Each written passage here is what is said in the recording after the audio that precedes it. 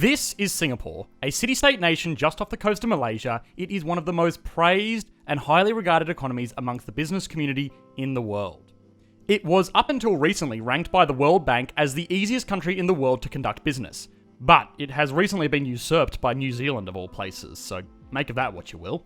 Even being content with its silver medal though, Singapore has made itself a central home of finance, business and trade for all of Southeast Asia, which is remarkable considering it is a nation without much of the way of land, resources, or even a particularly large population.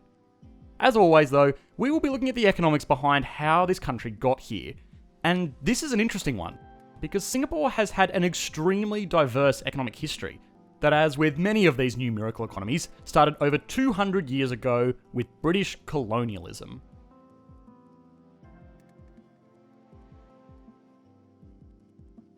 In 1819, the British government set up a trade post on the southernmost tip of the Malay Peninsula and converted it into a halfway house for all of the trade the British East India Company was doing in Southeast Asia. This formed the creation of a great seaport and trade routes that involved going through Singapore. This was all great and all, but the port city really didn't take off until 50 years later, after the completion of the Suez Canal, which effectively connected the Mediterranean with the Red Sea and then on to Southeast Asia, effectively doubling the trade volume of the region and the port of Singapore. For the next 100 years, Singapore was a relatively prosperous little British outpost, similar in many ways to Hong Kong. It wasn't until 1957 that the Malaysian government claimed independence from England, and then, in 1965, Singapore claimed independence from Malaysia, independence being the new hip thing in the region at this time. For Singapore, being out on their own was great and all, but it also lost a huge part of what it needed to prosper. Up until that point, Singapore acted like a little bit of England in Southeast Asia. For better or for worse, international companies and shipping organisations liked the stability and confidence of the Union Jack, rather than doing major business with a newly formed and untested micronation.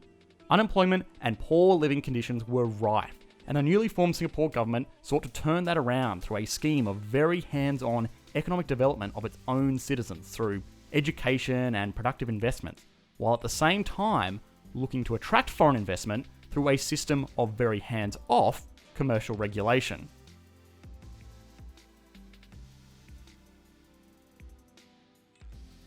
Singapore's success is really a story of foreign investment. Over 70% of the country's total output is made up from foreign companies trading within the country, most notably in the banking, shipping, and oil industries. Singapore is a hugely attractive location for these industries for a few reasons.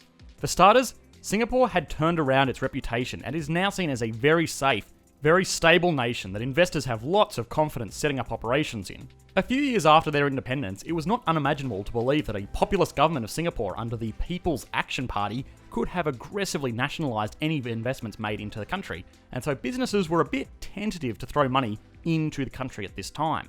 Nowadays, of course, it is seen as a safe haven for investment in the region. Singapore was also very attractive to multinationals because of the taxation and banking privacy laws that they had passed. Asia was a rapidly growing region and they needed their equivalent of Switzerland in the southeast, and they found it in Singapore. Beyond this, it was just a convenient location, right at the centre of major shipping routes connecting the new economic powerhouses of Asia with the West. These factors all combined to attract massive foreign investments of all kinds of foreign companies that made up the sea of glass skyscrapers found around the city today, which suited Singapore just fine, because it was all part of the plan. Remember all the work the government of Singapore put into educating its citizens and developing productive infrastructure? Well, that's what it was for. Singapore knew it was not going to prosper from raw economic production. It was a tiny nation that needed to be smarter. It needed to be the clever little middleman for as much activity as it could get involved with in the region. It was never going to be a major oil country. It had some deep sea reserves that it takes advantage of, sure, but it didn't have enough land mass to realistically compete with other nations' reserves. But it could be the middleman and refine oil for the region, and today, Singapore is home to one of the largest oil refineries in the world, all in a convenient location to ship off this refined oil once it has been produced. It also knew that its domestic service sector would not be able to carry its own weight to become a properly wealthy with its small population. But what it does instead is act as a neutral base of operations for financial service companies throughout the entire region. Singapore also realised that its opportunities for tourism were limited. Sure, it's a really beautiful country with lots of great food and culture, but it's just so small that it's unlikely that most people would make a trip to see the country itself. What people will do, though, is stay over in Singapore, because again, it is a very good middleman between major international countries like China, Japan, India, and Australia, and even the Middle East.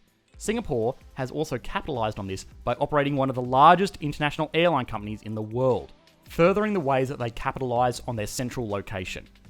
It has been said that the art of good business is being a good middleman, and this is certainly something that Singapore has down to a fine art. From the outside, it might just look like Singapore is pushing numbers around and piggybacking off the success of rapidly developing neighbours. But this is not entirely fair. For starters, most of the world is relying on the service sector these days. For most of you watching, just ask yourself the question, does my personal job effectively boil down to pushing numbers around? I know mine does, so we don't really have the right to judge Singapore now, do we? All jokes aside though, this tactical decision on behalf of Singapore to make itself not a producer, but rather a facilitator of economic development has made it a poster child for many politicians and groups advocating for their particular flavour of economics.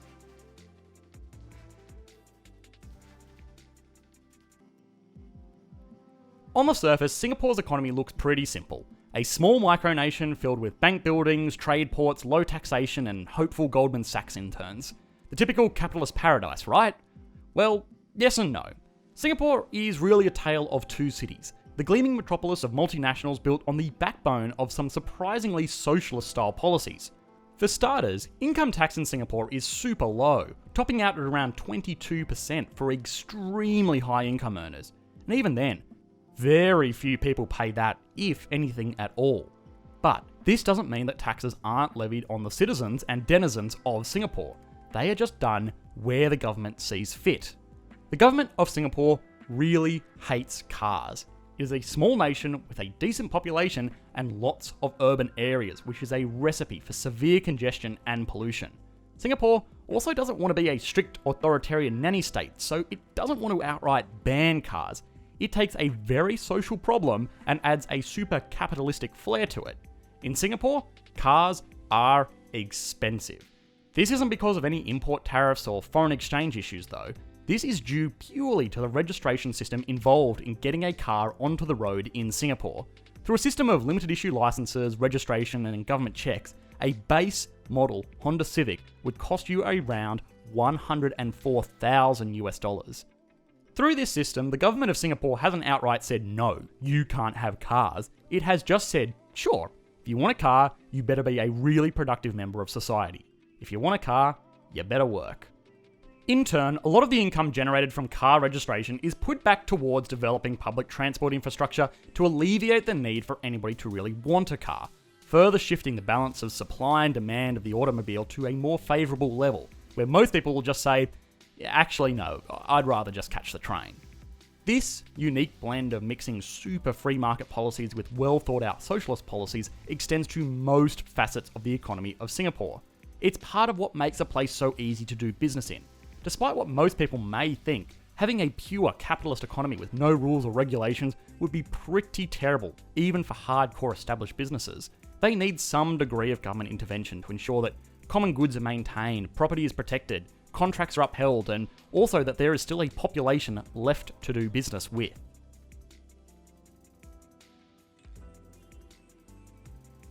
Singapore has obviously had some advantages. It was in the right place at the right time both economically and geographically to capitalise on the growth of Asia as a global region of trade. But prosperity wouldn't have just happened to a small little spit of land off the coast of Malaysia with very little in the way of arable land or natural resources. It did things right to ensure it was the go-to middleman for as much as it could be a part of in the region by developing the right mix of the right economic policies and not containing itself to one ideology to dictate the direction of an entire nation. Hi guys, thanks for watching. I hope you enjoyed the latest video. If you did, please consider liking and subscribing. I've also left a link to our Discord server. As you may have heard in the most recent video, we are planning to hold debates on this server after the video next week at this time. So if you do want to be involved in that, please get in contact with one of our moderators and they will set you a team. Otherwise, I will be answering questions for as long as I can keep up with the comments here on YouTube. But otherwise, thanks guys. Bye.